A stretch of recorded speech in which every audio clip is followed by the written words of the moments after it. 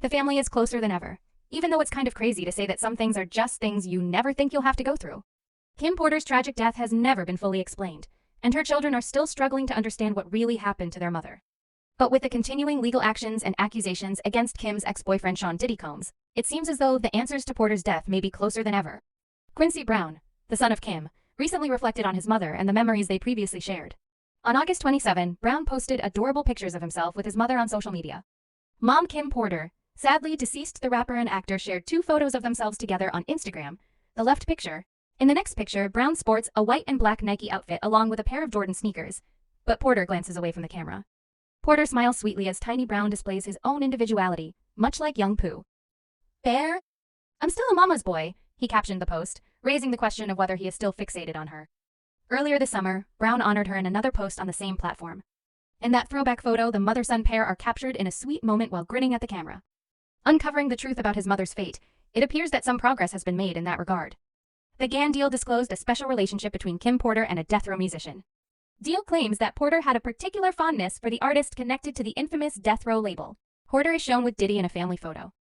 Wearing a Tupac Shakur t-shirt, the interview segment also revealed that Kim Porter had shared several photos of herself with the rapper on Instagram.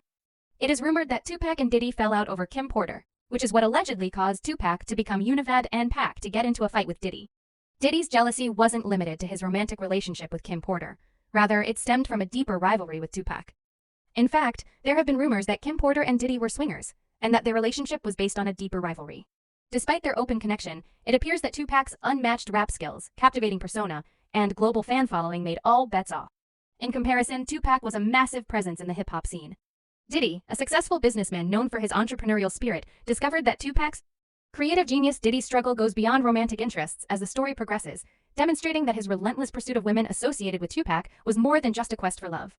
Tupac, the revered artist, and Diddy, the astute businessman, combined to create a potent cocktail of competition that intensified the dynamics between them. Romantic conquest, but a symptom of a more underlying need for power and authority. Diddy's actions appeared to be motivated by an unconscious desire to stake out his territory and establish his authority in the cutthroat hip-hop scene. The news that Tupac had returned the favor to Kim Porter upset the delicate power dynamics Diddy was used to. The pursuer found himself on the wrong side of the equation. The uneasiness and jealousy that emerged were a reflection of their relationship's larger power struggle and competition rather than just a reaction to a romantic moment. Furthermore, rumors have it that Diddy was infatuated with Tupac, even when it came to the little things.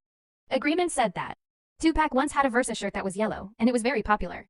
However, not only did Diddy quickly copy Tupac's style and taste in clothes, but he also passed off statements made by Tupac while he was still alive as his own as recently as 2 years ago. The money that she had, so she proceeded to the location where she would be cared for. As I mentioned before, that would be the 2022 Grammy Awards. During his address, Diddy asserted that Black people had the power to steer the film business, determining everything from the genres of films to the upcoming trends in fashion. That was a powerful speech that made headlines at the time, but the only issue was that Tupac had said the same thing in an interview while he was still alive. I mean, even if you're going to copy the man verbatim, at least give him some credit once as far as fashion, as far as the word slang the movies. Yet, there is still more evidence that Diddy pursued nearly all of the women who had dated Tupac throughout his lifetime, which seemed to be a weird preoccupation for the rap mogul, according to Deal's report. Though Diddy and businesswoman Sarah Chapman never had a romantic relationship, it may not have been the love story most people believed when Chapman became one of Diddy's baby mamas. Officially, they claimed to have dated for years, been friends for years, and welcomed a kid together while Diddy was still seeing Porter. To be honest, despite a difficult beginning to his parenting journey, I have observed that Puffy Soft is nice and have heard from a few individuals that you shouldn't believe so since he can become active with his hands. Diddy has been close to Chapman during their time raising chance together, but rumors have it that he became involved with her mostly because she had been seeing Pac, and he just wanted to continue his plainly destructive pattern in addition to acting like he was trying to emulate Tupac by chasing women. Deal said that Diddy began acting lessons immediately after Tupac declared his desire to pursue a career in filmmaking. The rapper from Harlem attempted to play him in a movie. The only issue was that Diddy went too far and disliked someone he liked because he began taking acting class he had recently begun taking. Tupac was highly praised for his breakthrough role in the movie Juice, as a Harlem teenager named Roland Bishop, who drove his friends to commit violent crimes before betraying them all as soon as it became known that Sean Diddy Combs had tried to land the part. To obtain it even after Tupac had already been cast. But there's a backstory. Tupac didn't know who Neil Moritz was when he went in for an audition at Bishop. They were aware that he was a student at the Baltimore School for the Arts, but they still had him try out because, as Moritz told the K, he was dynamic, bold, powerful, magnetic. Kathy Scott, the author of Tupac Shakur When We Shot Juice, Tupac was the one we immediately put aside.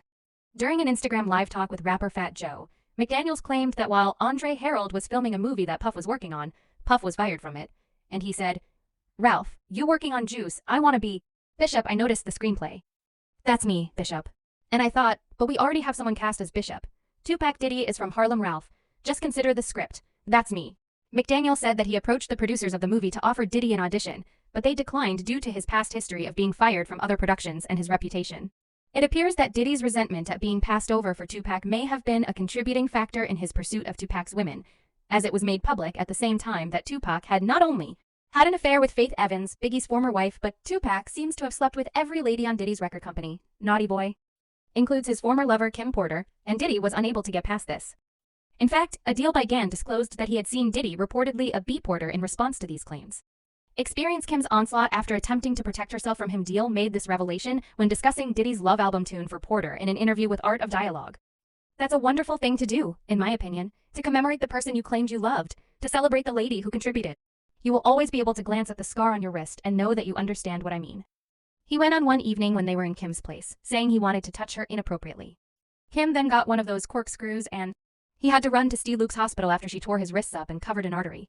Former Bad Boy recording artist Mark Curry also talked about how Diddy allegedly abused Kim Porter, most likely because he knew she was a fan of Tupac, in a recent conversation on The Art of Discourse. Latest claims made against Diddy by a B-Mark discussed his persona, stating that every man may be capable, and I think he's very capable of doing this because that's who he is, adding that that's what comes with power, that's what comes with arrogance, that's what makes him the songwriter. He then placed the blame for this on his self-centeredness and said that the litigation he is currently facing are an attempt to defame him. Then, Mark claimed that Diddy's bad behavior dates back a long distance and that he had witnessed confrontations when they disagreed. Battle with a woman, whatever the case. I've witnessed it with friends of mine, but occasionally you claim you know we. Everyone goes through difficult times, but when you start acting in the same way repeatedly, it becomes a problem and you start acting violently in every relationship you enter. Later in the interview, Mark mentioned that he had been around longer than Cassie Ventura, who was the first to speak out in a. Given that a settled case was now in the picture, he proceeded to make some really grave claims regarding Diddy's. When asked if it's true that Diddy allegedly broke Kim Porter's nose, Cooner said, "Bob's nose, man. It was all insecurities anytime man would go out of his way to wiretap someone's phone or put TIAs in their homes just to monitor their conversations, which is a sign of insanity." In any case, there have been claims that Diddy allegedly univerred Kim Porter so that she could not reveal what she knew to anyone else. Word has it that Kim Porter was allegedly writing a book prior to her death, but Diddy was allegedly unable to have it published. There are poisons that may induce heart attacks and pneumonia, which is why Porter's cause of death in 2018 was listed as lobar pneumonia. However, there are rumors that Diddy gave Porter poison that causes pneumonia symptoms. However, this has never been verified. The events surrounding Porter's untimely death have always seemed suspicious. To begin with, several of her loved ones strongly disagreed with the autopsy conclusions. There were hints in the papers that Porter's body contained toxins, raising concerns about the first decision, and someone close to Kim replaced the coroner assigned to the case later, and it is alleged that she was hired by Diddy to work on his children's mother. She claimed that bloodstains were found throughout the house and that the mother was discovered in the bathroom, rather than the bedroom, which contradicted the reports. The rumors circulated among her friends and acquaintances that Porter was found on the bathroom floor, rather than in her bed as initially reported, which led them to question why bloodstains on pillowcases and an odd trail from the bedroom to the bathroom seemed to contradict the peaceful sleep scenario initially presented. Of purposeful setup to deceive investigators at this time. Every time Kim's death is brought up, Diddy's name comes up again, and most people assume it means he must have been involved. And considering Diddy's past with women, which includes claims of emotional abuse, adultery, and maltreatment, it doesn't exactly assist his case, while the accusations against. That's it for this video, people. Until Diddy is proven, these accusations raise a lot of doubts about Diddy's possible role in the tragic deaths of Kim Porter and Tupac Shakur.